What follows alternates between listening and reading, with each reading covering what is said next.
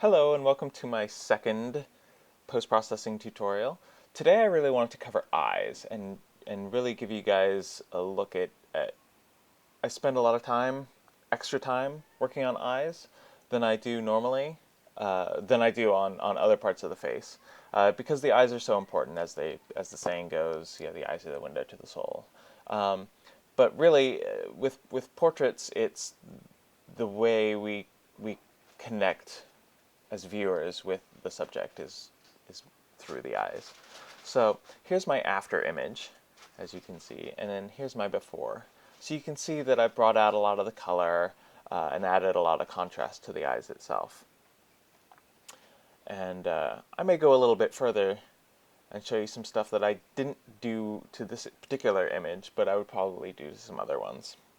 So let's go ahead and get started. I'm going to toss these changes. And I've basically got the rest of the image the way I want. I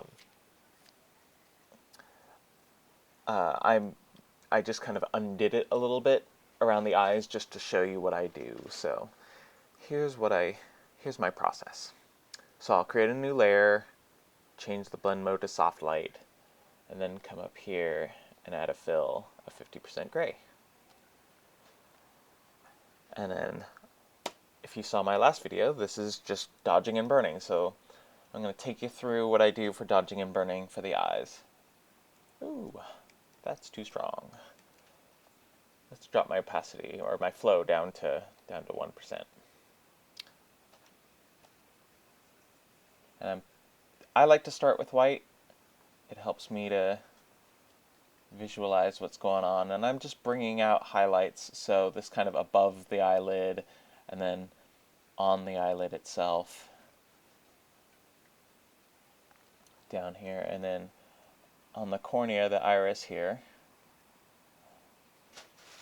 I make a little sort of half moon or crescent moon, I suppose, shape, and just kind of follow around the pupil. And then here you can see there's this highlight, this sort of shiny highlight. And you really want to be zoomed into like 100 or 200%, at least 100%. And then you can see there's this little drop of liquid down here on the bottom, sort of shininess. And then I'll bring out down here at the tear duct. And I'll make my brush a little bit bigger. I like to get this area right where the eye connects down towards the nose, in the tear duct.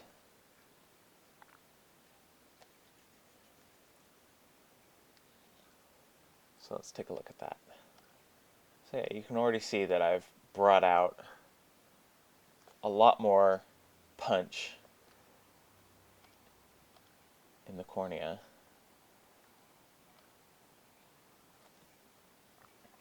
But we are not done.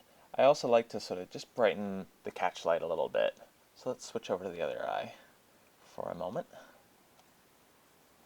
And again, bring out that part where the upper lid comes down into the tear duct. And then just follow the eye around. And when you get in down here, you want to get really small with your brush.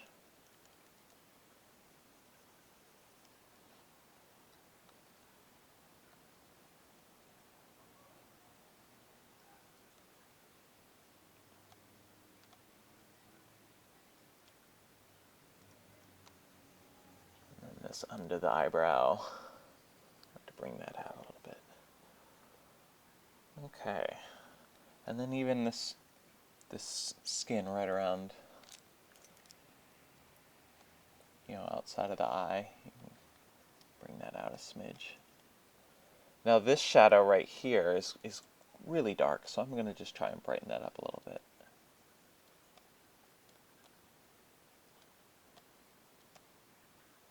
That's better. So let's take a look at my before and after. Now it's probably a little heavy-handed here, but that's okay. We'll take care of that in a little bit. So let's switch over to our dark brush. And here we want to sort of bring out the eyelashes. And I'm going to make my brush really small, just as you come down to the tear duct. And then get above the eye too. This sort of really defined line above the eyelid. And I'm using my square bracket keys to make my brush size bigger and smaller. I want to come down here, and this really helps give shape to the eyeball itself. And then let's hit this lower eyelid.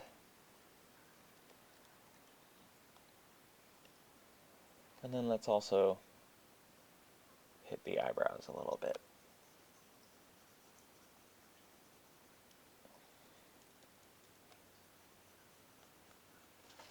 And for the other eye,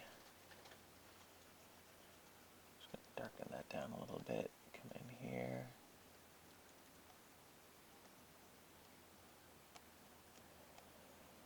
And as I said in my last video, I'm using a Wacom tablet for this. Trust me on this, you want a Wacom tablet. They are, or one of the monitor, something where you're using a pen stylus rather than rather than using a mouse. Because you want to be able to use that pen pressure to dial in your post-processing. So now here we've got some discoloration in the eye. Some of the veins are showing little flecks and stuff in the white that are a little bit distracting. So I'm going to go back to my white, and I'm going to zoom in really close on this eyelid, or on this eyeball here. So I want to minimize this shape right in here. So I'm going to grab my white, and I'm just going to, I don't want to remove it completely, because people have texture in their eyes, and if you remove it completely, it starts to look weird.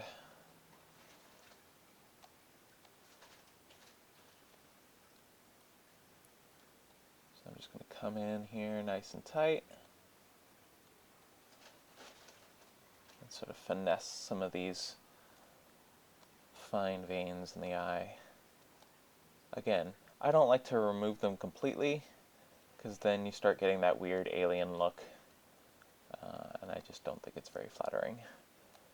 It's one of those things that a lot of people, especially when they're just starting out, they just white the heck out of the eyes, and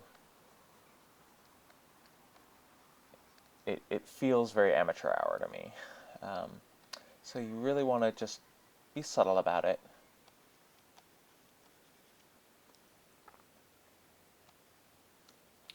Alright, so let's take a look at that. Yeah. Now Rachel here has very dark rings around the eyes. On pale eye colors, you'll often want to go in and darken down just this outer ring right here. Hers was already dark, and I just lightened up just around the iris, and so by default, there's more contrast. So let's take a look at the other eye. And yeah, there's a couple of veins and just little shapes that I don't want to remove, but I just don't want them to be distracting.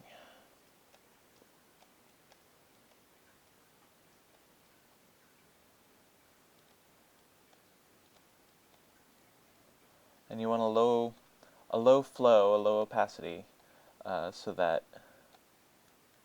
you're building this effect up. You're not just plowing it through.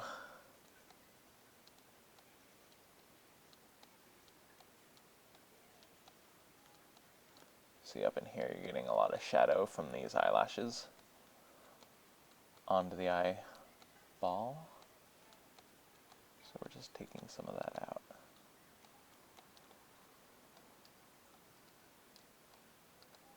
And as you can see, I'm at 500% here, so you really want to get in here with a small brush, as you can get away with. Alright, so let's zoom out a little bit. Now let's do a before and after on that.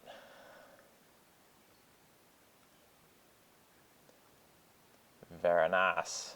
Very nice. Alright, so this is a little heavy-handed for me, so what I'm going to do is I'm going to just bring my opacity down. Somewhere in that kind of neighborhood.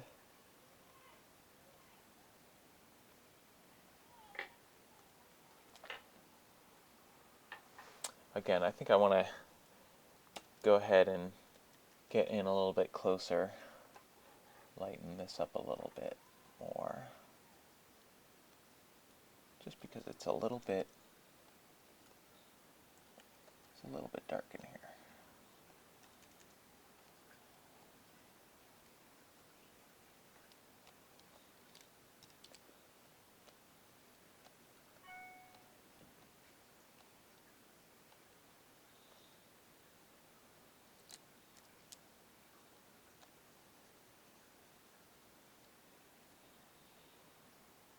Alright. Excellent. Okay, and then for my next step, I create 2 curve adjustment layers. Okay, and then the bottom one I set to screen,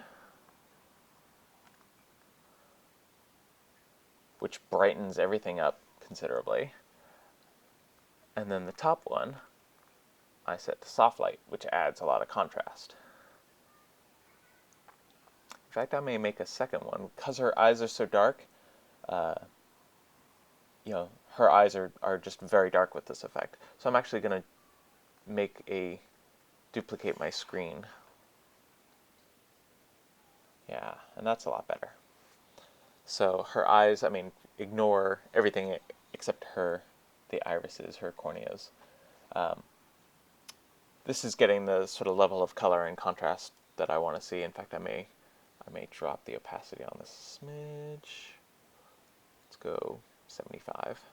Alright, and then what I do is I group all 3 of these. So I group them together.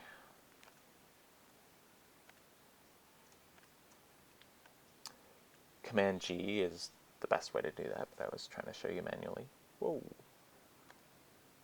Alright.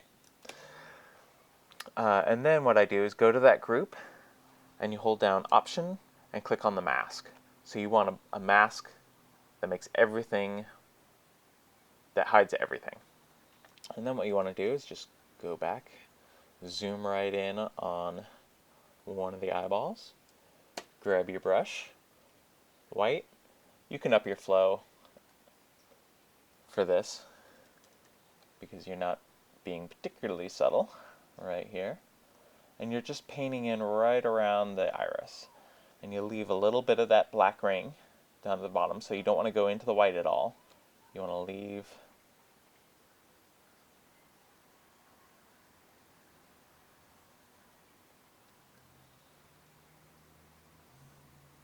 leave some of that dark ring around the eye. So let's do the other eye.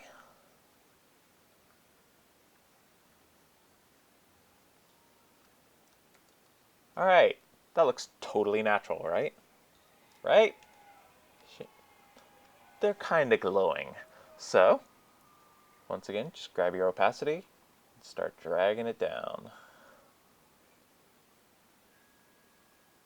You want there to be attention to the eye, but you don't want it to be so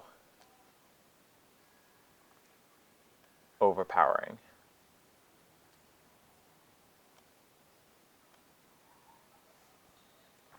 And you can zoom out. That's maybe even a little bit strong. It's at 42. Let's take it down to 35. Yeah, I like that better. So, here's how we started. Here's where we're ending.